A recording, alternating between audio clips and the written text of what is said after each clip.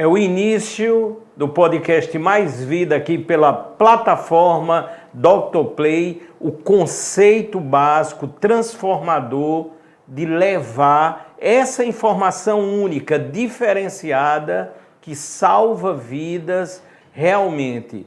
Agradecendo a todos que estão pelas diversas plataformas, as redes sociais sempre muito ativas aqui do sistema Dr. Play. A meu lado hoje eu posso dizer um renomado, um grande cirurgião plástico, o doutor André Ayler. Doutor, seja bem-vindo, o senhor está pela primeira vez na Dr. Play. Obrigado pelo convite. Doutor, é lógico, quando observamos o currículo do senhor, a história, as habilitações, as certificações, elas são riquíssimas, eu posso dizer, o que habilita integralmente o senhor para diversos procedimentos.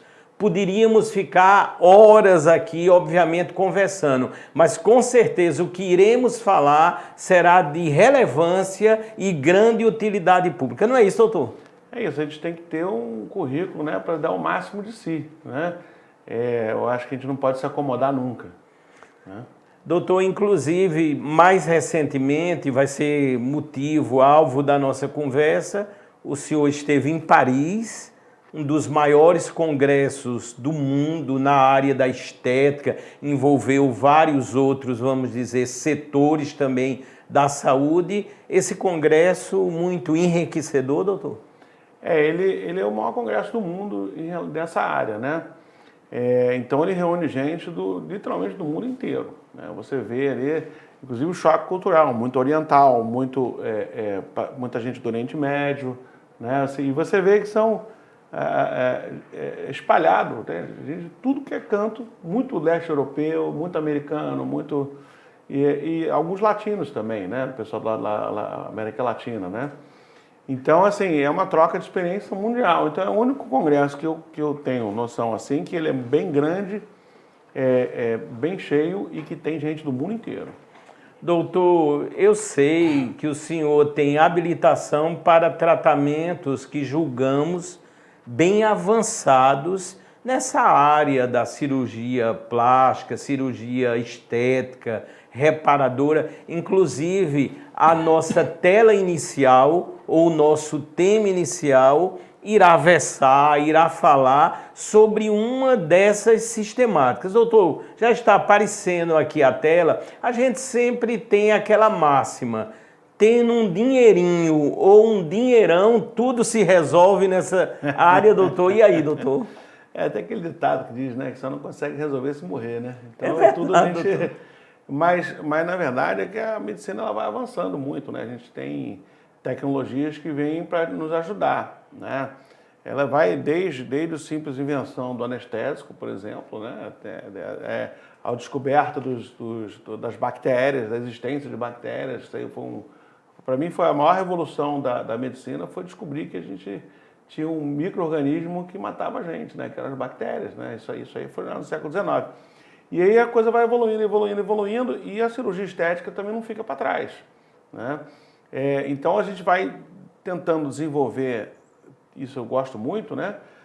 Tecnologias e métodos, né? Na qual a gente tem que dar um resultado e ser minimamente invasivo. Isso é muito importante, porque quanto menos você agredir o paciente, dando resultados até melhores, muito melhor para todo mundo.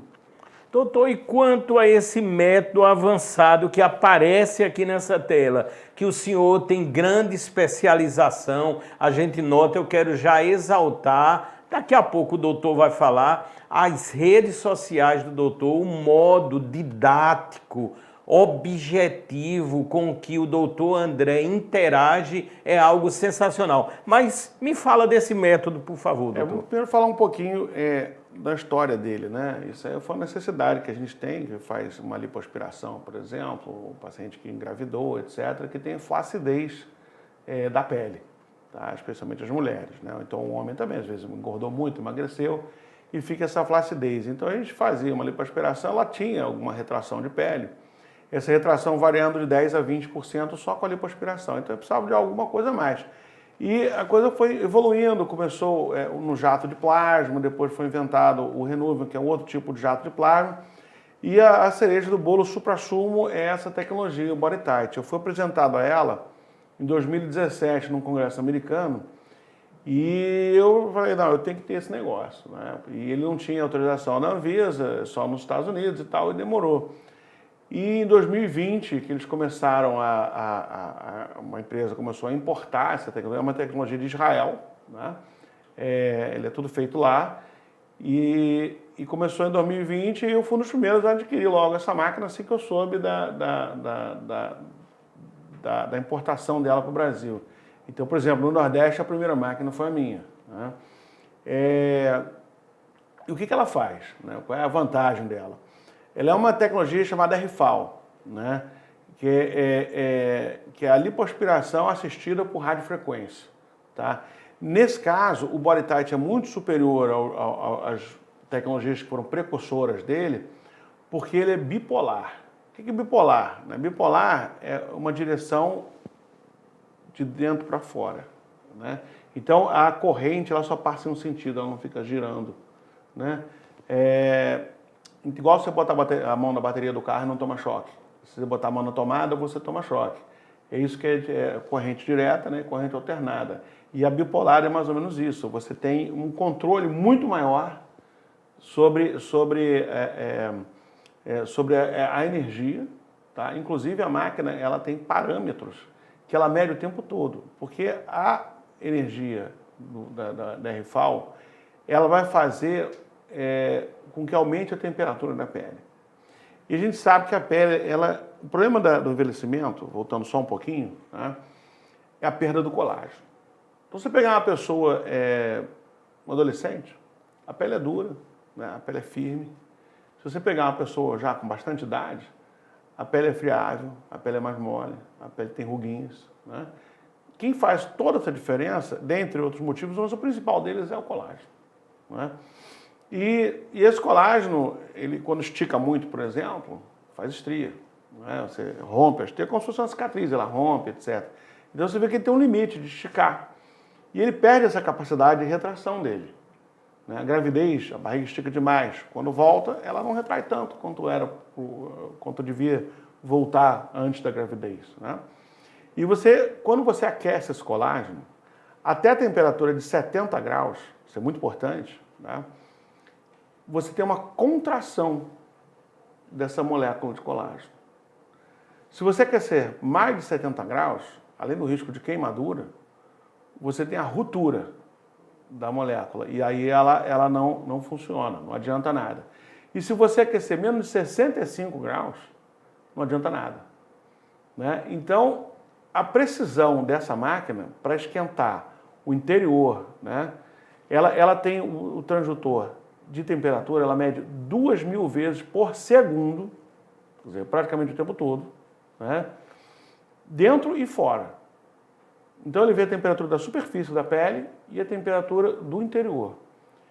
E você vai, dependendo da área, da espessura da pele, você vai tentar botar uma temperatura entre 65 e 70. Tá? E do lado de fora, com controle, a gente bota em torno de 40 graus. 39 a 41, ela pode ir até 42, mas eu não gosto. 41, né? Fora é a segurança de que eu não estou dando energia demais. E o dentro é a certeza de que eu estou dando a energia suficiente para que tenha essa contração. E a máquina, ela quando chega na temperatura que eu estipulo, você digita lá no display, quero 68. Né? Na hora que ele mede 68, ele para de dar energia. E o externo, na hora que ele mede 40, por exemplo, ele para de dar energia. Né? Então ela tem uma segurança muito grande em relação à queimadura. E ela tem uma certeza muito maior para eu saber que eu estou tratando aquele tecido. E não que eu estou lá só passando para não fazer nada. Entendeu? Porque se eu não esquentar a temperatura perto de 70 graus, ela não adianta nada. Mas, doutor André, quantas informações preciosas. Algumas dúvidas, doutor. Lógico que esse tratamento, tanto no âmbito facial ou corporal, ele se adequa e seria um tratamento no ambiente clínico ou necessitaria de estar num ambiente hospitalar, doutor? Então vamos lá. Você está falando da ponteira BodyTite. A mesma máquina, ela chama InMold, é uma plataforma, né? Ela tem mais duas ponteiras, que é a ponteira FaceTite, que ela é menor, que ela serve para essa parte inferior da face do pescoço, e uma ponteira menorzinha ainda chamada AccuTite, que essa ponteira ela vai servir para o terço superior da face, que ela é mais delicadinha, bem menorzinha.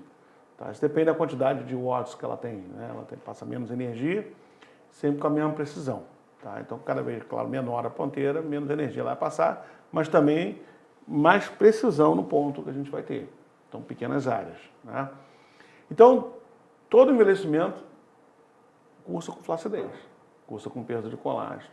Né? Então, um dos fatores do envelhecimento da face é a pele, que é um fator muito importante. Né? Então, antes se fazia peeling, se fazia laser, etc., e não tinha uma radiofrequência que funcionava, porque eu não conseguia chegar nessa temperatura adequada.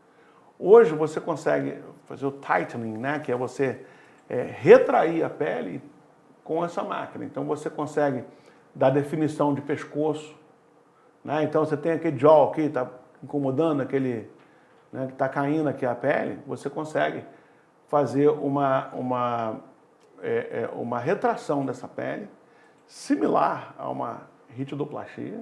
É claro que a ritidoplastia ainda é superior. A ritidoplastia é a cirurgia da face, que corta e descola tudo. Né? Ela ainda é a superior, mas ela é muito mais invasiva. Então, eu diria que a maioria das pessoas que não tem uma face muito pesada, ela funciona muito bem com tratamento com o FaceTite. Né? E ele vai tratar essa parte justamente de contorno de mandíbula de pele, né, para poder melhorar. Tá? Além disso, existe a outra ponteira, que ela se chama Morpheus. O Morpheus já é para estímulo do colágeno, que é muito importante, porque não basta contrair o colágeno, mas é bom também que fabrique-se mais. Né? E assim, tomar colágeno e tal, você ajuda, mas não resolve. Né? E você precisa de alguma coisa, uma energia na pele, no local, para que você tenha a contração maior e a produção do colágeno. Né? Então, essa outra ponteira, o Morpheus, eles são microagulhas, elas são revestidas a ouro para poder deslizar bem, de tão fina que elas são. Tá? E essa microagulha, ela entra na profundidade que a máquina eu escolho, então eu posso desde 7 milímetros, 6, 5, 4, 3, 2 até 1 milímetro de profundidade da pele, com energias diferentes, para propósitos diferentes, né? E essa energia, ela vai fazer o estímulo e a produção do colágeno. E 1000 vezes superior a qualquer outra tecnologia que a gente tem aí, né, de ultrassom microfocado e esses skin booster, né, como o ácido hidroxapatita de cálcio, eles são bem inferiores. É uma diferença assim, muito grande. Doutor André, é lógico, o número de sessões, isso vai depender de cada pessoa, de cada análise, né? Como é que funciona? O BodyTite, o FaceTite, você vai fazer uma sessão que ela vai ter uma durabilidade, eu diria que permanente.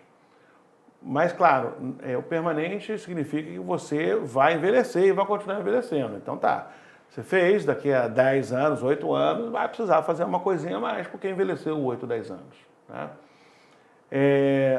Quem faz mais de uma sessão é o Morpheus. Tá? Então, o Morpheus também tem uma resposta permanente, mas muitas vezes vai precisar de 2 ou 3 sessões com intervalo de 2 a 3 meses entre uma e outra. Interessante. Na sequência agora, nós vamos falar, doutor, da lipoaspiração. Eu acho assim, que no Brasil e até no mundo, né, quando a gente pensava, isso antigamente, quando a gente pensava em cirurgia plástica, já lembrava dos Estados Unidos, apesar que eu sei que o senhor tem todas as habilitações necessárias também no conceito dos Estados Unidos. Em relação à lipoaspiração, somos hoje o primeiro no mundo, como é que está o ranking, muito procurado ainda, e aí, doutor? Em relação à lipoaspiração isolado, eu não tenho como te responder. Mas em relação à cirurgia plástica no geral, tá? Os Estados Unidos eles têm maior volume que o Brasil. O Brasil é o segundo no mundo. Tá? Primeiro os Estados Unidos. Hoje, a lipoaspiração ela é a mais frequente das cirurgias no Brasil. Ela já foi a prótese de silicone. Hoje é a lipoaspiração. Então, ela já ultrapassou e ela é muito mais feita, né, no Brasil. E a técnica de lipoaspiração, ela tem evoluído. Ela foi inventada no início dos anos 80. Um médico francês, chamado Ilius. Né? E de lá para cá, ela teve várias mudanças. O conceito básico é o mesmo, tá? Mas ela teve vários aprimoramentos. Então, primeiro, se usava anestesia geral, você botava uma cana muito grossa e você aspirava e ele sangrava muito. Sangrava muito, o pós-operatório muito doloroso, você tinha muita limitação em relação ao que você podia fazer. E, frequentemente, você precisava tomar sangue, por exemplo, tá? Então, você tinha muita limitação em relação a esse pós-operatório. Ela foi evoluindo. Em um outro divisor de água, teve um médico americano, né, chamado Jeffrey Klein, tá? E ele inventou de colocar uma solução de anestésico. Isso é em 1996, é o artigo dele, né? Colocar uma solução de anestésico com volume na área que vai ser lipoaspirada. Tá? E ele viu que isso aí reduziu e muito o sangramento. E daí foram evoluindo,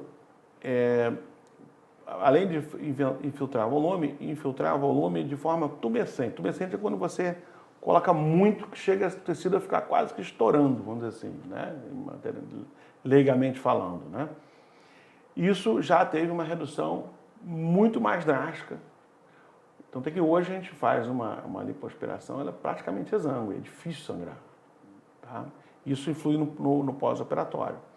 Então, dali, do Jeffrey Klein, foi evoluindo, foram inventando equipamentos, né? Não mais aquela cama simples, mas a gente usa equipamento de vibração, chamado Vibrolipo, tá? E o PAL, né? Power Assisted Liposuction, e que a máquina faz a cama vibrar e fazer um movimento de ida e volta assim, mas muito rápido. E isso permitiu que o cirurgião não faça mais movimentos bruscos, suave, igual tocar um violino, né? Você vai, né? Suavemente. E esse movimento suave, ele faz menos trauma. Então você uniu a infiltração com anestésico local e menos trauma, você tem um pós-operatório completamente diferente hoje. E a evolução do século XXI, né, que agora a gente está falando do século XX, do século XXI, é usar anestesia local, que a gente apelidou de hidrolipo. Né? Dentro dessa solução tumescente, você pode botar anestesia local igual ao que o dentista usa. Tá? Claro que formulação diferente, etc. E isso vai permitir com que o paciente não sinta nenhum tipo de dor no transoperatório. Porque assim, pensa, eu vou tomar anestesia geral. Você toma anestesia geral, mas você desconecta o seu cérebro. E aí o paciente não reage à dor, mas ele sente dor. Ele não reage à dor, mas ele sente dor, anestesia geral. Né? E não lembra nada disso, tá? Então a pessoa parece que não sentiu nada. Mas aquela dor, ela vai causar uma inflamação tecidual no local. Se você já usa o anestésico local, aquele estímulo nervoso, né, que a dor vem do nervo, né? Ele já é bloqueado no local, exatamente onde você está. Então ele não vai até o sistema nervoso central. Né? E ali você diminui absurdamente a resposta inflamatória. Porque assim, a gente bate, incha. Faz uma cirurgia, incha. Faz a lipoaspiração, incha. Né? E aí você vai unir menos edema, porque o paciente está com bloqueio da dor. Menos sangramento, também recuperação mais rápido. Né? Menos espoliação do pós-operatório. E técnicas menos traumáticas, você junta tudo. Hoje a gente faz uma lipoaspiração com anestesia local, que o paciente pode, se quiser, inclusive ficar consciente. Né? E com 2 dias normalmente, eu diria que 99% das vezes, o paciente consegue voltar para o trabalho. Ele vai trabalhar, vai dirigir, só não pode fazer esforço. Claro, se o paciente é atleta profissional, esse não vai trabalhar. Mas, normalmente, a maioria das pessoas trabalha de forma mais intelectual e tal, né? E sentado a uma mesa, etc. E esse paciente, em 2 dias, trabalha. Essas informações preciosas você só consegue observar aqui pela Dr. Play, tenho certeza, com tranquilidade, com muito saber, eu posso dizer, que eu estou ao lado de um grande médico. Doutor, na época colegial, o que despertou o senhor a se tornar um grande cirurgião? Eu acho que eu, com 5 anos de idade, já queria ser médico. Foi mesmo, doutor? Acho que é uma coisa minha, isso é uma coisa pessoal, porque eu não tenho nenhum médico na família, ninguém nem próximo, sabe? Assim, é uma coisa que eu inventei minha. Eu não tenho nenhum irmão médico, meus pais não são médicos, avós não são médicos, tio, nada, nem ninguém próximo. E eu decidi isso, acho que desde criancinha, eu sempre quis ser médico. E sempre eu tive a cabeça aberta, sabe? Eu não falei, eu vou ser cirurgião plástico com 10 anos de idade, né? E assim, primeira coisa, eu quero ser médico mesmo, o que o médico faz? Eu comecei durante o 2º grau, isso é importante, quem quiser ser médico, a dica aí, né? Você tentar ver se conhece alguém que conhece um médico para tentar dar uma olhada no hospital e ver como é que ele trabalha, passa um dia com ele, né? Aí eu falei, é isso mesmo? É isso mesmo, porque a vida de médico não é mole não, é sacrificante, né? Com certeza. É o que eu falo, o médico, um plantão, né? Você sai exausto, todo sujo, de tudo fluido corporal que você puder imaginar, entendeu? E chega em casa feliz da vida. É uma coisa assim que é um dom que o médico tem, né? Então você está pensando, não, eu quero ser médico, que médico ganha bem, foge disso, entendeu? Vai para o mercado financeiro, entendeu? Porque precisa dessa vontade, né? E aí, no meio da faculdade, eu decidi que eu queria fazer cirurgia. E para você ser cirurgião plástico, você precisa fazer primeiro a residência em cirurgia geral. Eu falei, bom, eu quero ser cirurgião. Eu não preciso decidir agora se eu vou ser plástico, ou vascular, ou neurocirurgião, ou qualquer outra especialidade cirúrgica, né? E aí, no meio da cirurgia geral, começa a acompanhar, vendo cirurgia plástica, o que é, o que não é. E eu gostei muito da cirurgia do câncer, as reconstruções, né? Porque o cirurgião ele tem que saber nadar no fundo. Tá? O cirurgião que fica só na superfície, fazendo só estética, ele está muito limitado. Você precisa fazer as grandes reconstruções, né? Pelo menos aprender e ter um treinamento. E eu tenho, depois de terminada a cirurgia plástica, eu tenho uma experiência de 14 anos, né, como membro de um hospital específico de câncer no Rio de Janeiro. Então, ele fazia muita reconstrução de mama, cabeça e pescoço, e por aí vai, perna, o que tiver, né? E esses 14 anos foram muito gratificantes para mim, né? E aí, por circunstância e tal, dedicação ao consultório, eu acabei que eu hoje me dedico exclusivamente ao consultório, né? A clínica, no caso, né? Mas tem toda essa experiência está comigo. Eu achei interessante puxar esse link. Nós sabemos o que é até natural, que quando se trata de programas como este, né, voltado para a saúde e o bem-estar, a gente se depara, eu vejo muito isso no dia a dia, com pessoas que estão muito ligadas, né? Têm vontade de ser médico. Portanto, o relato, né, que o senhor traz é muito interessante porque é motivador, né, doutor? Além de esclarecedor, é motivador, não é isso, doutor? Eu acho que tem a geração nova vindo aí, né? É verdade. Tem que estimular eles, né? E para entrar, quer ser médico, mas pelas razões certas. Verdade, doutor. No próximo tema agora, na sequência, doutor, vamos falar mais propriamente do abdômen, vamos ver o que aparecerá aqui, a abdominoplastia e a retirada do excesso de gordura. Doutor, tem aquela história, né? Principalmente, lógico, no âmbito, vamos dizer, com mais incidência feminino, que todo mundo quer perder pelo menos 3 quilos ou tem que perder.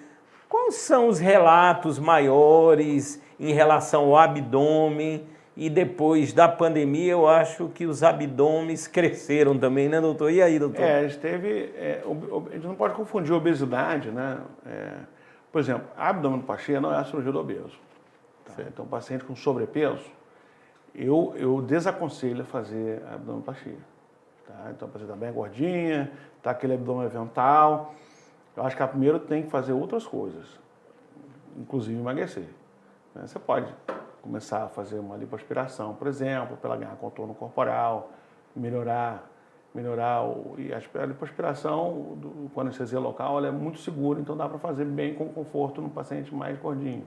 Claro que tem um limite, né? Então, paciente que tem um MC de 38, 36, 40, que já tem uma indicação de cirurgia bariátrica, essa paciente tem indicação de cirurgia bariátrica e não de lipoaspiração. A abdominoplastia, a indicação maior dela hoje não é nem o excesso de pele, a não ser que o excesso de pele seja muito exagerado. Tá? Porque a gente tem técnicas, que a gente já explicou, de contração da pele. Tá? Mas existe, e uma coisa também que vai, eu acho que agora nessa final dessa primeira metade do século XXI, né, segundo quarto do século XXI, vai entrar muita cirurgia robótica, por exemplo, aí, para corrigir o defeito da parede abdominal, que hoje é a indicação principal da abdominoplastia. Então, o paciente, ela engravidou. É por isso que a incidência de abdominoplastia é muito maior em mulher, né? Porque é a mulher que engravida, né? Pós-parto, né? Então ela engravidou, o músculo, né, que estava juntinho, ele afastou para dar espaço para a barriga crescer, né? Tanto é que muitas vezes, quando o paciente, isso é um conselho que eu dou para todo mundo, quando engravidar, engorda 8, 10 quilos no máximo. Não vai engordar 35, porque você vai acabar precisando de uma abdominoplastia, né? E aí, quando você tem essa separação da musculatura, ela não volta mais. Inclusive, cursa às vezes com hérnia. Né? Você separa tanto que aquele anelzinho, que é onde passava o vaso sanguíneo do cordão umbilical, né, que ele é fechado, esticou tão que abre, faz uma hérnia no umbigo, por exemplo. Não é? E você tem a separação da musculatura. E isso que é a indicação hoje primordial da abdominoplastia. É a correção da diástase dos retos do abdômen e o paciente precisa estar magro para ter bom resultado. Deu para você saber, porque muitas vezes o paciente está com a barriga muito grande, mas está gordinha, aí quando emagrece perde tudo. Por quê? Porque a barriga estava esticada porque tinha muita gordura na víscera. Aquela famosa gordura visceral, né? Que é a gordura intraabdominal. E essa aí perde, emagrece, perde. Né? Agora, o defeito da parede abdominal, esse não perde. Doutor André, hoje, doutor, existe, no bom sentido, tipo uma briga, me refiro aos cirurgiões bariátricos, para ver quem faz mais. Alguns divulgam, já fiz 6 mil, 7 mil, 8 mil e por aí vai. Doutor, várias dessas cirurgias, na análise do senhor, poderiam ser evitadas com procedimentos como, por exemplo, os que o senhor utiliza com tanta excelência? Eu acho que a primeira coisa que a gente tem que ver, como médico, tá, é dar o melhor para o paciente. Isso é um ponto. Tá? O não é uma resposta que eu dou muito. Sabe? Doutor, o que eu faço? Nada. Vou dar para casa. Tá? O não é importante. Por quê? Porque o não, no caso, alguns casos, né, é o melhor para o paciente. Tá? Então você também não pode forçar operar todo mundo. Na cirurgia bariátrica, ele entrou como método de salvar a vida do grande obeso. Então, o grande obeso, pessoa que precisa emagrecer 50, 70, 80 quilos, né, acima do peso, às vezes a pessoa tem 1,60 m, 180 quilos. Né? Esse paciente é um paciente muito doente. Né? É uma doença, a obesidade é uma doença. Né? E aí vai cursar com diabetes, pressão alta e milhões de problemas na qual a vida dela não vai ser boa. Então você faz uma cirurgia salvadora. Né? Aí você tem lá o paciente intermediário, que está lá com seus 33, 35 de MC. Tem alguns cirurgiões que eu acho errado, tá? Fala, olha, engorda para o plano pagar para você fazer a cirurgia. Eu acho isso o maior absurdo que tem. Isso é opinião minha, tá? Tem gente que acha por outros motivos, mas Eu não gosto. E eu acho que a gente tem que estimular esse paciente que está com sobrepeso a emagrecer. E aí onde eu venho com a lipoaspiração. Tá? Por quê? Você faz dieta, aí você começa a ficar empolgado no começo, aí perde um pouquinho, de repente você estaciona porque não consegue mais perder, aí desanima e engorda tudo de novo. Né? Se você fornecer ao paciente um contorno corporal, então a barriga enorme, aqueles pneuzinhos, parece o bonequinho da Michelin ali nas costas ali, né? Fica bem, Verdade, bem doutor, cheio verdade. de pneuzinho ali e tal, na paciente que não tem um risco cirúrgico, tem vezes também, né? Tem muito alto, né? Você consegue fazer um contorno corporal para ela, ou ele, né? E estimular o emagrecimento. Então eu tenho uma estatística na clínica de que de cada 10 desses pacientes, 8, dos 10 que são operados, 8 perdem peso no pós. E perde peso mesmo, não é assim, muda a vida. Né? Pelo estímulo. Na cirurgia não vai emagrecer ninguém, isso é uma coisa que é importante frisar. Lipoaspiração não é método de emagrecimento. É para tirar a gordura localizada, para melhorar o contorno corporal. E o emagrecimento é consequência. Né? Então essa estatística de 80% é muito animadora. Doutor, quando se depara, que é normal, situações tipo de glúteos, quero ficar parecido com a Anitta. A Anitta realmente com 2 T's, a cantora. E aí, doutor, qual é a análise do senhor? Qual é o conselho que o senhor dá? Diz, vai ficar parecido? Depende muito da anatomia de cada pessoa. E aí, doutor? O que eu acho é que tem que também dicotomizar as coisas, né? Não adianta um paciente que tem 1,50 m de altura, né, com aquele corpo brevilíneo, né, que o tórax mais curto e tal, falar, olha, eu gostaria de ficar igual a Gisele. Né? Não vai ficar, porque a Gisele é Gisele, ela tem 1,80 m, é quase 1,90 m. Então são coisas diferentes. Eu acho que eu acho que você não tem que copiar o outro, sabe? São características diferentes. Eu acho que você tem que dar o melhor de si. Eu quero ser a minha melhor versão de mim mesmo. Entendeu? Então, você tem como aprimorar e melhorar a pessoa para ela ser ela mesma se sentindo melhor. Inclusive, um ponto que eu gosto de bater, você faz a cirurgia para você, não é para agradar o outro. Cirurgia plástica não salva casamento, cirurgia plástica não faz você ser mais aceita ou menos aceita na sociedade, tá? Cirurgia plástica para você se sentir melhor. Igual quando você bota uma roupa, bem, você assim, olha como eu fico bem nessa roupa, eu tô, né? E usa muito aquela roupa, você se sente bem, né?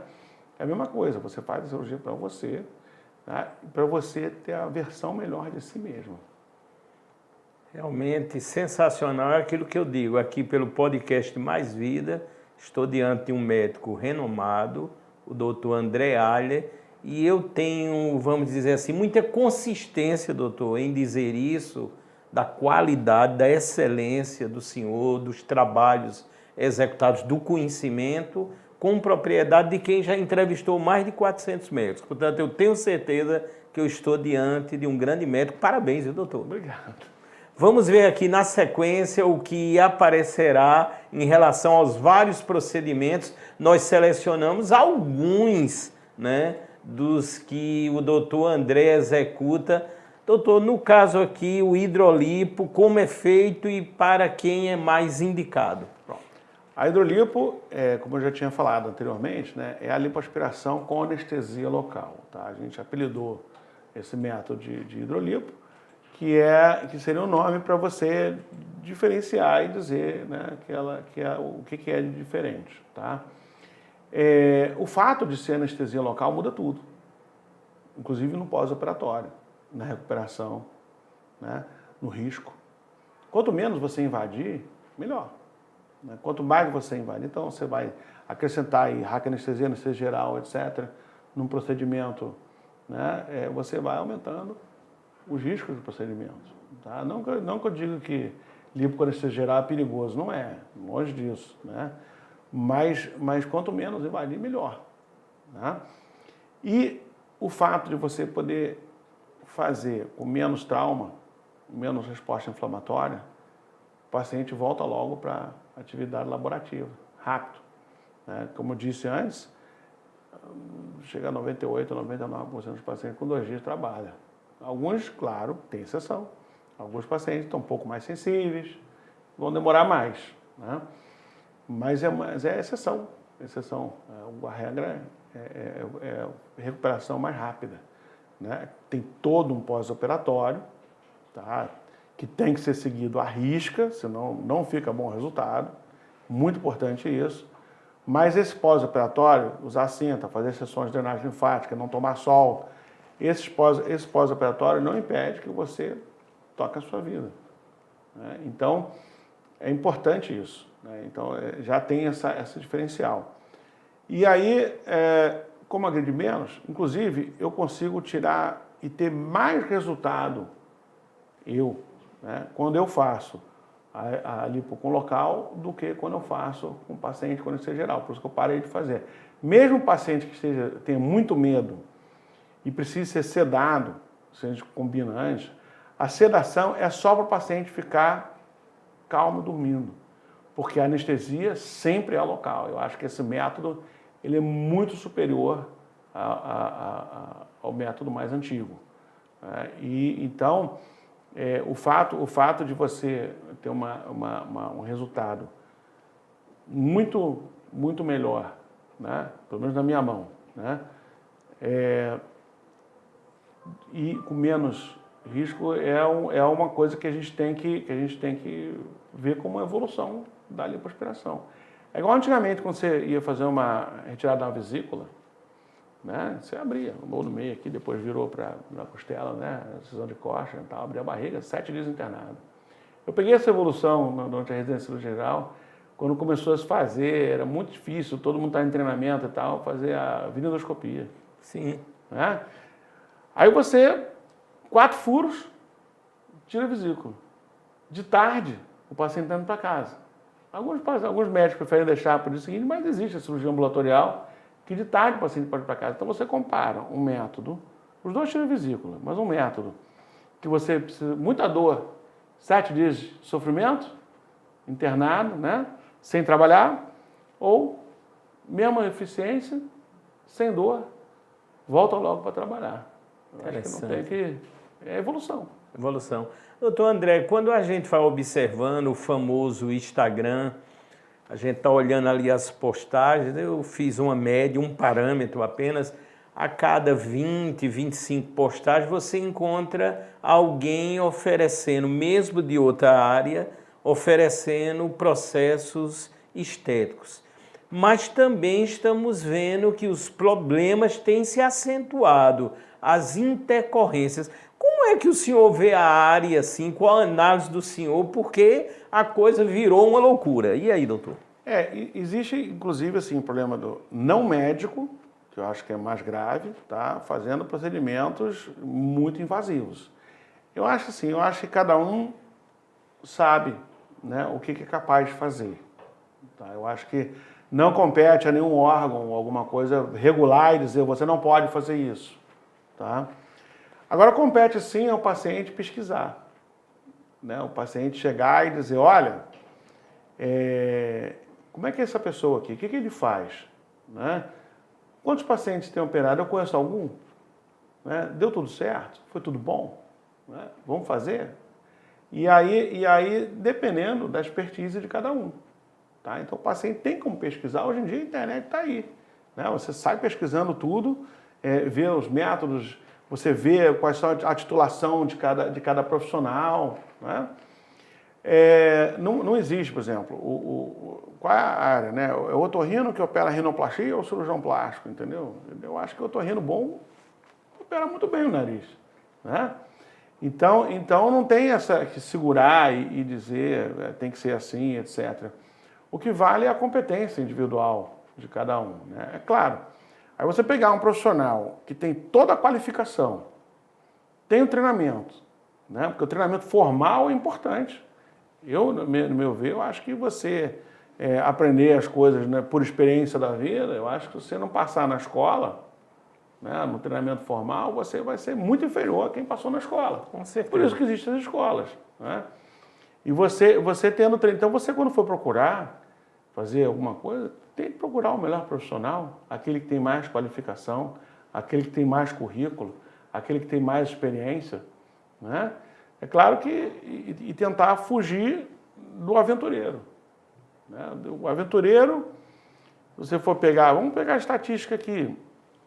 Existe uma estatística do Conselho Regional de Medicina de São Paulo sobre processo jurídico em relação à cirurgia estética. 98, tá? Isso é a última vez que eu li, pode ser que tenha mudado, mas já tem uns 5, 6 anos que eu li sobre isso. 98% dos processos o médico não é cirurgião plástico. Mas, doutor, Aí você já vê. Grandioso, né, doutor? É. Mas, doutor, respalda praticamente o que eu estou dizendo.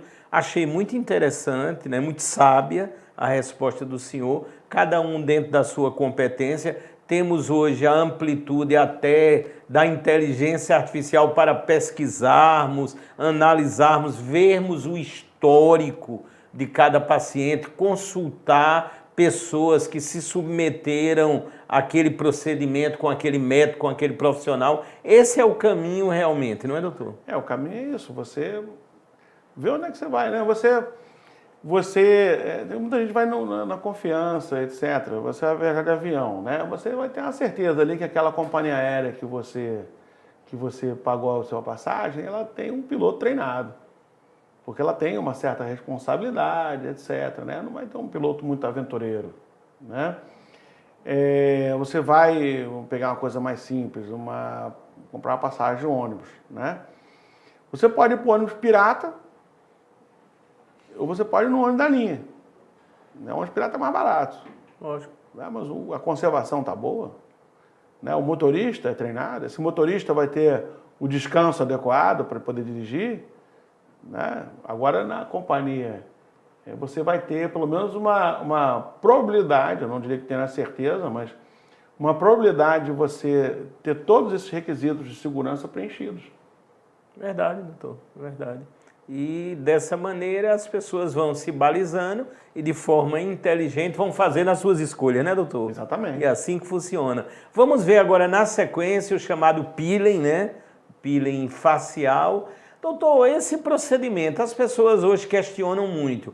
Durante tal tempo vai voltar tudo ao que era antes. É melhor fazer logo uma plástica. E aí, doutor, como é essa história? Eu acho que o peeling ele complementa a plástica. Né? Complementa, né? Complementa. O que é o peeling? Eu acho que o meu conceito, o peeling ele é um procedimento no qual você vai descamar a pele. Então, vamos lá. A pele da gente, ela tem várias camadas, tá? Hipoderme, derme e epiderme, né? São 3, né? A epiderme é onde... Qual é a função da pele? É bom entender a função da pele. A função da pele é isolar o seu organismo do exterior. Essa é a função principal da pele. Então, a sua pele, por exemplo, é cheia de bactéria, na mão, qualquer lugar, né? Debaixo da pele é estéril, completamente. Então, a pele já não deixa a bactéria entrar. Né? A bactéria, a pele evita que você perca umidade. Então você não evapora. Então ela é o isolamento do exterior, o interior do seu corpo. Tá? E a pele envelhece. A pele ela sofre. A pele perde colágeno. Né? Então o peeling vem para você tentar renovar. Uma das coisas da epiderme interessante é que ela sempre cresce da camada basal, que é a mais profunda da epiderme, para cima e vai empurrando. E a própria célula ela morre, ela é substituída por queratina e descama. Pega todo mundo sabe disso, né? Você pega uma pedra pome, passa assim e sai farelo. O que é o farelo? É a célula morta da sua. Né? Então o peeling vai fazer isso. Aí você pode ter um peeling superficial, um peeling de cristal, por exemplo, que você vai...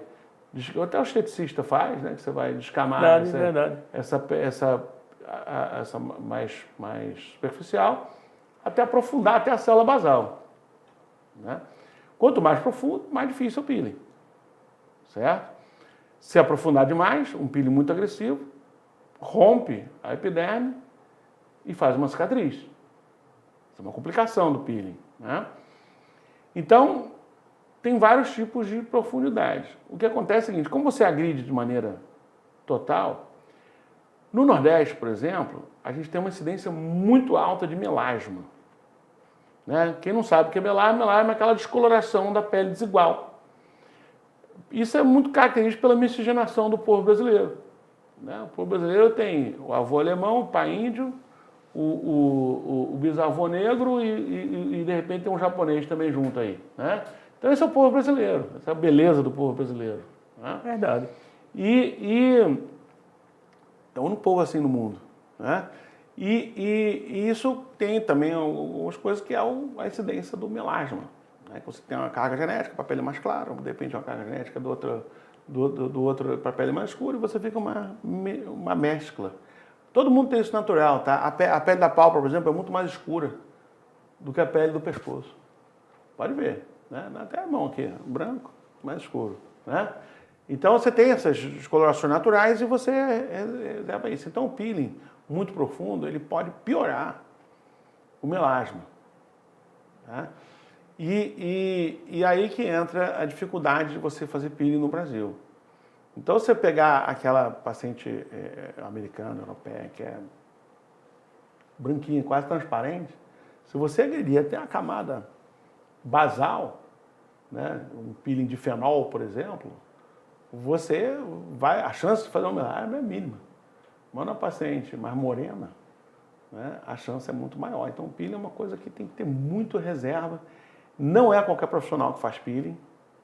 É difícil, né, mas ele tem grandes resultados. E ele complementa.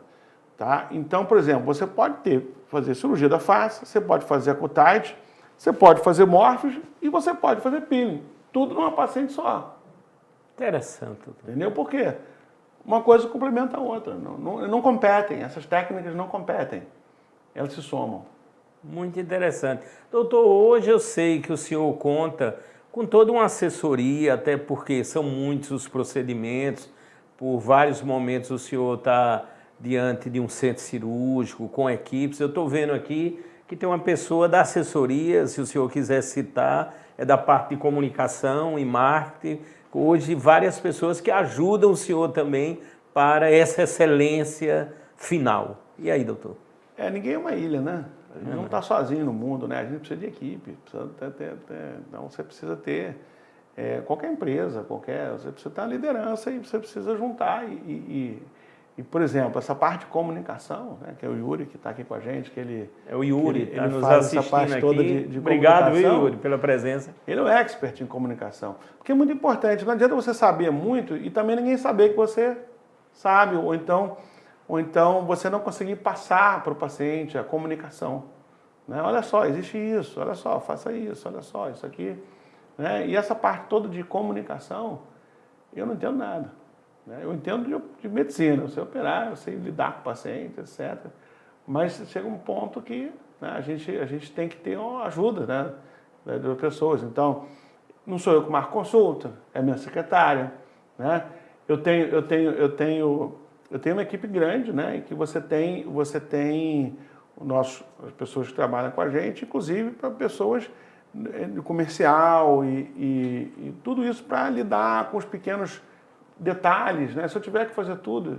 Uma vez eu estava operando com um professor meu, e meu telefone... Eu era muito novinho ainda, né? E aí o telefone tocava, era o terceiro toque, que era o paciente perguntando alguma coisa, ele falou, vem cá, cadê a tua secretária? Você não... Estava irritando ele, o telefone tocando, entendeu? Entendi. No assistente. Aí, você não tem... Vem cá, você não tem a secretária, não? Como é que é? Vamos resolver... Né? Porque o cirurgião ele tem que ter um contato íntimo com o paciente, né? Mas os pormenores, eu entendeu? Que a gente tem toda uma equipe para ajudar. É interessante. Doutor, nós estamos numa cidade belíssima, né? Que é João Pessoa, as praias, geralmente um sol intenso, será motivo agora da continuidade aqui da nossa, posso dizer, maravilhosa conversa, e as pessoas comentam muito. Depois dos procedimentos, temos que ter muito cuidado com o sol. Outros dizem, não, eu vou colocar a viseira, vou botar um protetor número 100 e tá tudo bem. E aí, doutor? Vamos lá, o sol é teu inimigo. Você quer envelhecer, toma sol. Se você quer se manter jovem, não tome sol. O sol, ele tem que ser dentro da medida adequada. Tá? O sol é necessário. Você não reduz vitamina D sem exposição solar. Isso é importante. Tá? Então, você tem que tomar um solzinho. Mas o solzinho que você tem que tomar é de acordo com a sua cor da pele. Né? O quanto de melanina você tem. Porque a melanina é o filtro solar natural. Tá? Isso é importante.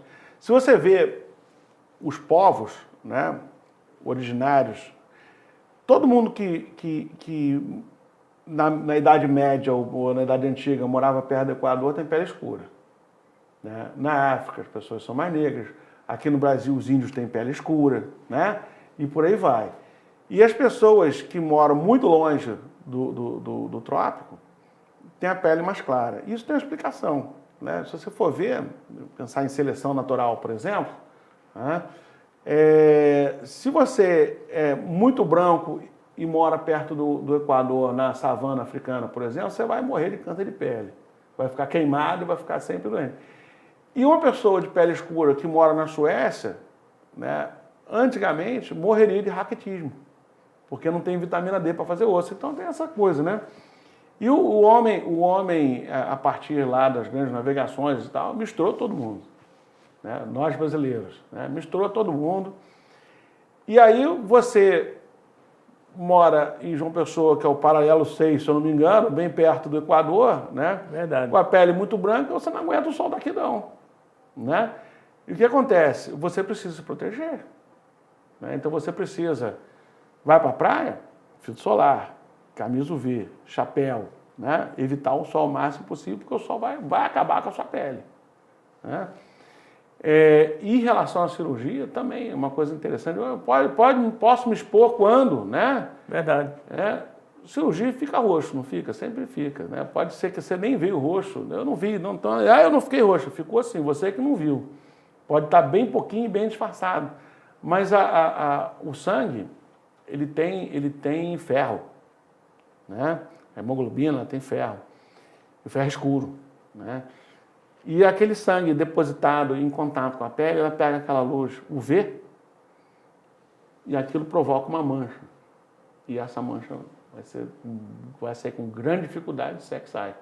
Então a gente precisa, depois da cirurgia, também evitar o sol por esse motivo.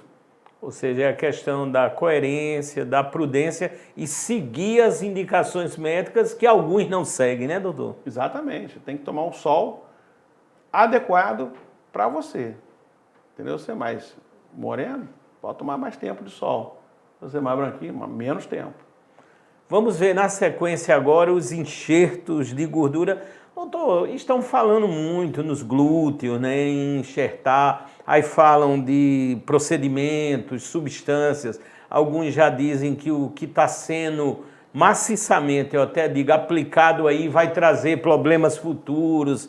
Qual é a visão do senhor aí? Não, o problema futuro, assim, em relação à gordura, tá, não existe. Né? A não ser que você tenha uma complicação, uma coisa que pode ser de imediato. A gordura, pelo cirurgia em si, pode dar uma infecção, alguma coisa assim, que não é uma coisa muito comum, é bem raro. Né? Ainda mais se você fizer uma cobertura antibiótica direita, no lugar, com estéreo, de um centro cirúrgico, né? Aí você não vai ter muito problema em relação a isso. A gordura é tua célula, é tua. Você não pode pegar, né? Muita gente vai correr brincando, doutor, aqui minha irmã aqui, ela tá mais gordinha, ela não pode mandar a gordura para mim. Não pode. Porque a gordura é um transplante. Né? Quando você faz um transplante de coração, tem que tomar um monte de remédio para você fazer uma imunossupressão, né? Para poder você não destruir aquele coração, porque ele não é teu. E o teu sistema imune, ele vai querer destruir ele.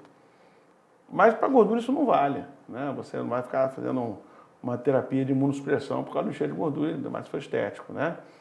Então ela só serve a sua própria gordura. Então, como é a sua própria gordura, o seu organismo vai entender aquilo como seu, ok, entendeu? Ele não consegue diferenciar se a gordura que era da barriga está no bumbum ou no rosto, ele não sabe diferenciar muito, ele sabe que a célula é tua e ele não vai atacar ela. Então, no momento que a gordura integrou, é para passar o resto da vida com aquela gordura integrada. né? Porque a célula vai entrar num lugar novo, então você coletou do abdômen. Vamos tratar o envelhecimento facial, né? Vamos colocar a gordurinha no rosto. Aquela gordurinha, ela precisa sobreviver. Então ela precisa, não pode fazer um enxerto grande, eu botei 5 litros no glúteo. Vai morrer tudo e vai absorver. Por quê? A gordurinha precisa, a célula está viva, ela precisa de oxigênio, ela precisa de eliminar o gás carbônico, ela precisa dos nutrientes dela, ela precisa de glicose, ela precisa de todas as coisas, todas as trocas metabólicas. E ela tem que estar perto do vaso sanguíneo. Ela não pode estar longe do vaso sanguíneo. Precisa ter uma troca. Então, você colocou a quantidade certa, no limite certo, no local certo, e a gordura sobreviveu, é o resto da sua vida sem complicação em relação à gordura. Diferente dos materiais, como ácido hialurônico, metacril e por aí vai, que são materiais estranhos ao seu corpo. O ácido hialurônico é menos pior porque ele absorve, mas ele estranha ao seu corpo e o seu corpo vai criar uma reação imunológica contra aquele material. Interessante. Quero agradecer muito. Nós estamos ao vivo aqui no podcast Mais Vida, pela plataforma Dr. Play, numa entrevista, eu posso dizer, magnífica aqui, com o doutor André, está dando uma aula. Doutor, o senhor também é professor, já teve tempo, ainda tem tempo de ministrar aula, de fazer grandes profissionais futuros, doutor? Na verdade, eu nunca me interessei por lecionar, né? O problema é porque o professor ele tem um problema muito sério, que é o aluno que não está interessado. É mesmo, doutor? Eu acho que... Passei 27 anos dando aula e sei muito bem, viu, doutor? O aluno que não está interessado desanima. Desanima, é verdade. Doutor, nós estamos quase encerrando, é lógico que daqui a pouquinho o doutor vai dizer redes sociais, aonde encontrar as novidades, ou seja, daqui a instantes, todos os indicativos para encontrar o doutor André. Vamos ver agora na sequência, lógico, a tecnologia como aliada, estamos a observar que o senhor é altamente bem informado. Acho muito interessante, doutor, quando o senhor fala dos procedimentos e junto o histórico, como tudo aconteceu, como foi concebido. E isso é muito rico, isso é peculiar a grandes profissionais como o senhor. A tecnologia nesse contexto, doutor? Tecnologia é evolução sempre, né? O mercado, ele sempre está com tendências a você ter cada vez mais e melhorar, né? Cada vez mais instrumentos para você poder fazer o melhor resultado possível, né? A gente já discutiu bastante sobre isso em relação à tecnologia, né? Eu acho que não é tudo que sai que é bom. Isso é importante, tá? Porque tem um laser novo, tem não sei o quê, tem não sei o quê. Não é tudo que sai que é bom, tá? Eu diria que 5% do que sai é bom. 95% é ruim, é lixo. Verdade. Né? Então, que a máquina tal. Você quando vai no Incas, por exemplo, né? O que foi legal ali, que eram 3 andares só de exposição. Acho que o que mais valeu em relação ao Congresso é exatamente isso, né? Você vê a gente expondo máquina da Coreia, máquina da Austrália, máquina da Europa Oriental, máquina americana, máquina tudo que é lugar, né? Japonesa e por aí vai. Isso faz isso, isso faz isso, isso faz isso, isso faz isso, e você tem que fazer peneirar bem. O que interessa? Não é para ter tudo, né? A gente faz.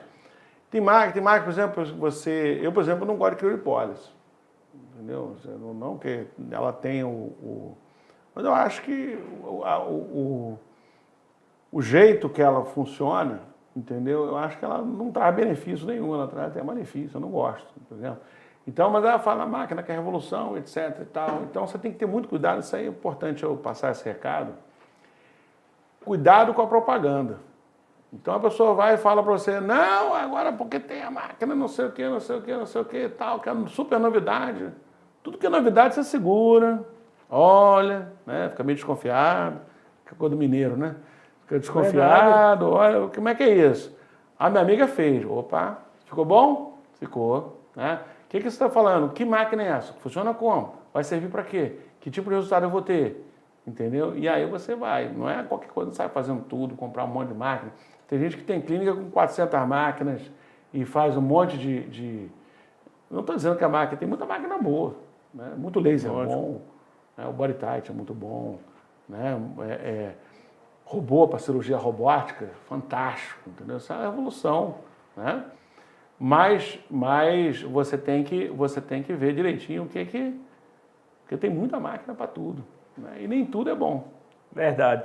Doutor André Ali, doutor, eu queria que o senhor dissesse, principalmente, né, o Instagram, as pessoas se norteiam muito, o Instagram do senhor, o consultório, o senhor se sinta muito à vontade, vamos dizer, nesse final eu caracterizo como uma entrevista magnífica essa que tivemos. Acho que toda a informação a gente tem nas nossas páginas de internet e tal. Eu acho que o Instagram seria um lugar para começar, né? Então, @dr.andreaeiler, com 2 E's juntos e YLR, né?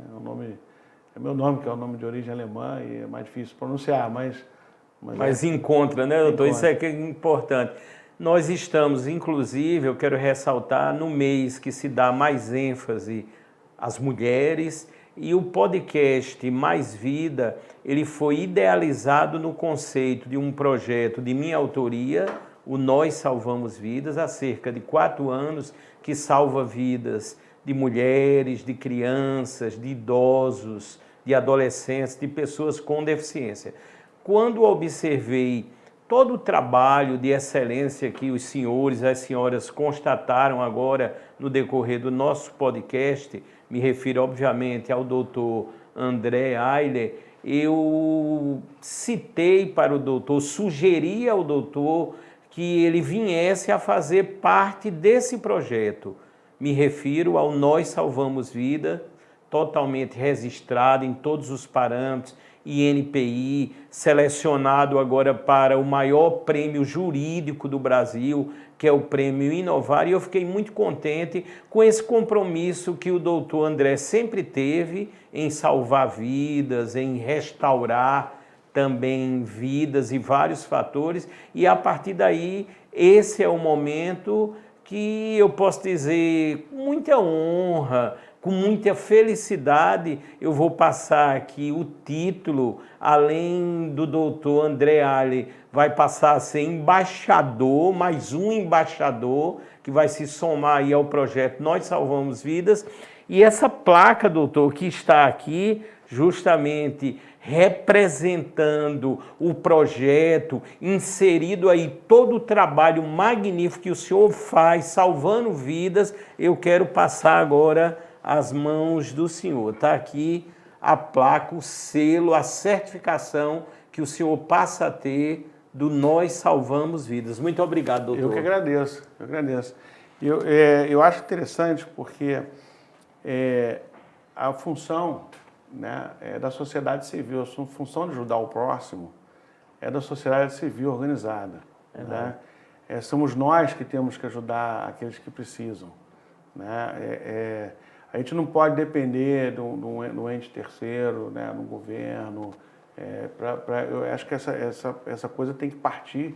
E as pessoas estão muito egoístas em si, fechadas, dizendo, não, alguém resolve. Não, alguém resolve. Eu acho que a gente que tem que botar a mão na massa e ajudar aquele mais próximo da gente, né?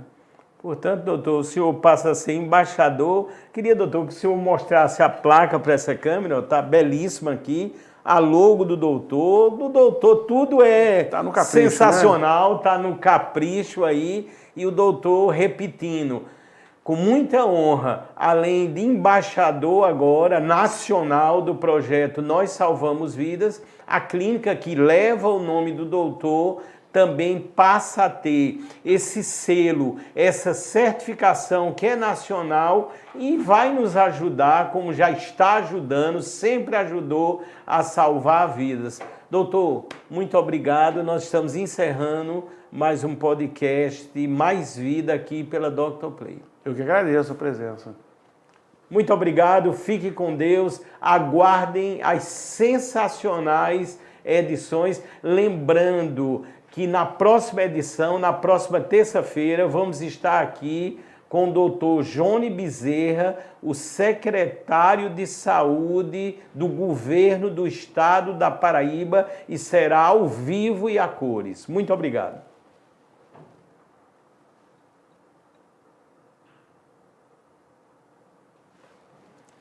Doutor, foi ótimo, sensacional.